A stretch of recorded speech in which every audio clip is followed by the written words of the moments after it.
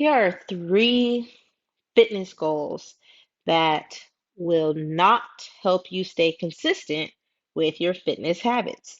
These are goals that I see all the time, especially online, and they're not going to help you. They're actually going to deter you from being consistent.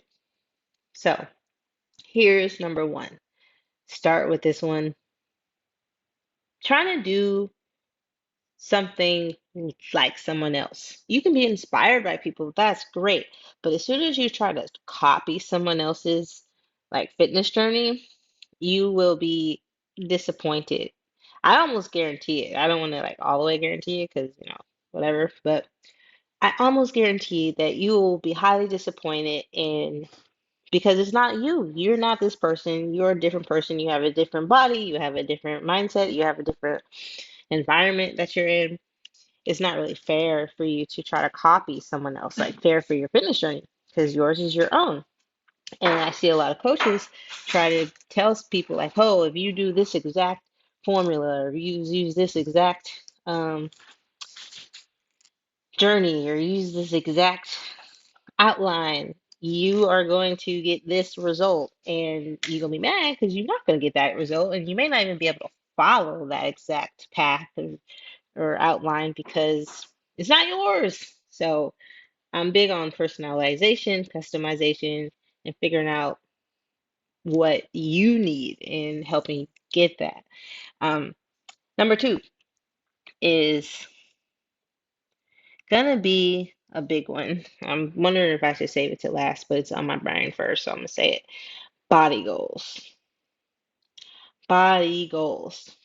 So anytime you try to bring your own physique into it, like a very specific thing, like, oh, my arms or my legs or my gut or whatever people say, that is not going to help you because one, it's not an internal motivation, it's an external motivation, and our nervous system does not do well with those as well as we do with internal motivations.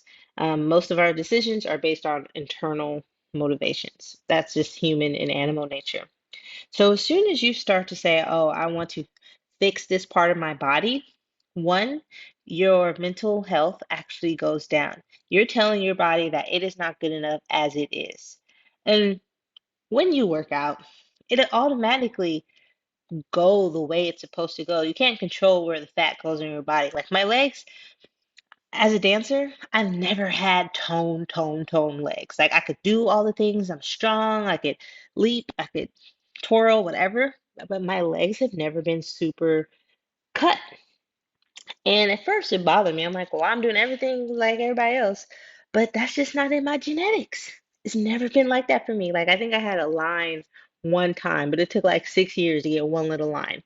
Like that's just the way it is. And I could be hounding myself about it and I could be doing all these workouts just to get a certain look in my legs. But what am I telling myself? That my legs aren't nice? That my legs aren't good enough? What am I telling my husband? That he shouldn't like my legs?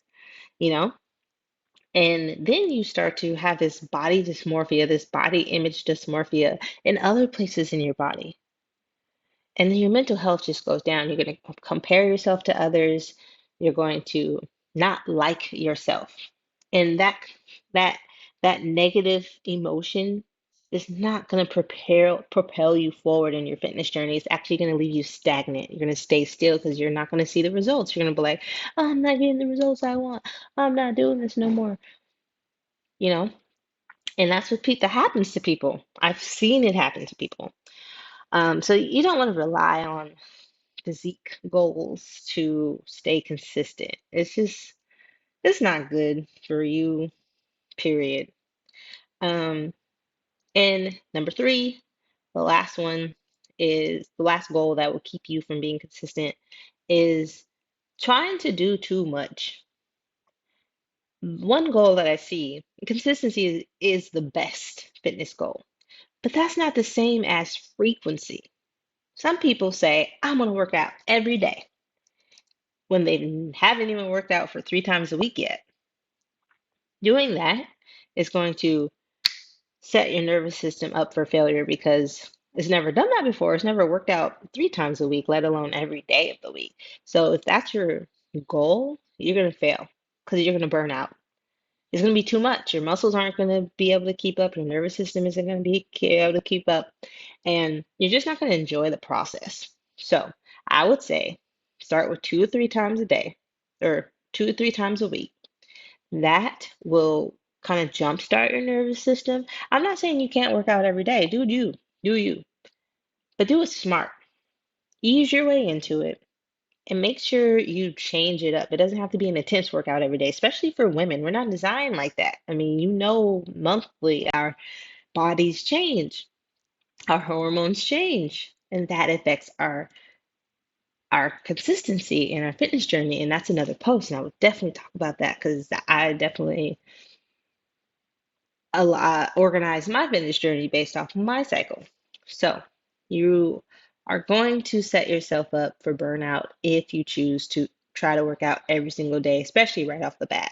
You don't have to go to 0 to 100. You don't even have to go to 50 to 100 real quick.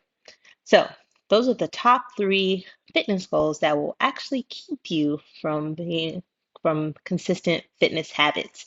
I'll go over them one more time. The first one is trying to do something just like someone else, trying to copy someone else's blueprint or their own fitness journey. Number 2, body or physique goals. Blech. Bad for your brain, bad for your mental health, bad for your nervous system, bad for consistency. And 3, trying to do your workouts every day, forever, when you haven't even done 2 or 3 times a week yet, consistently. All right. So try not to do those. I'm going to tell you what you should do next time.